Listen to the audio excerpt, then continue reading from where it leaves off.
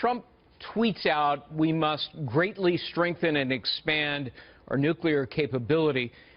That's a pretty controversial tweet, isn't it, for no other reason than it's rather vague and ambiguous. Is he talking about offensive systems or defensive systems? How do you interpret that? That's the point. It's very vague, and there's different interpretations that people can perhaps come around to. And so you might say there's sort of two sides to this, Greg. On one hand, one of the big appeals, I think, of Donald Trump as a candidate was, and he said this over and over again during debates, we need to keep our enemies and our adversaries on their toes. We have to be unpredictable, keep them guessing. We don't want them to know exactly what we're going to do. And so you might say, okay, this is a good thing. You've got some of these foreign powers, they're going to be hostile, wondering what a President Trump might be talking about with nuclear weapons. That will at least get their attention and say, you know, let's maybe think twice before we mess around too much.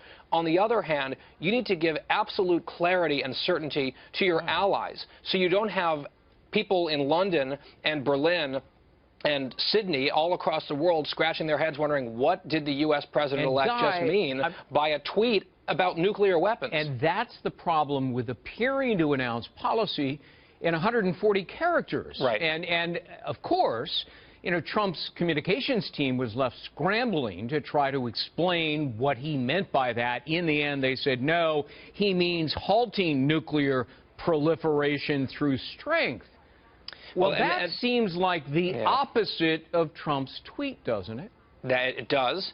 And so now you've got, again, some of those allies wondering, okay, is the spin from the press team the truth, or was this something, sort of an insight into Donald Trump's thinking about nuclear weapons that he just dashed off in a tweet? I think that there's an argument to be made that it's a very good platform for him, Twitter that is, to communicate with the American people and the world on a whole host of topics. Having such a limited character limit, when you're talking about something as serious as nuclear weapons and potential nuclear warfare, I don't know if that's an appropriate venue for that, Greg. I mean, and you don't want to nitpick too much, but maybe we can agree on that.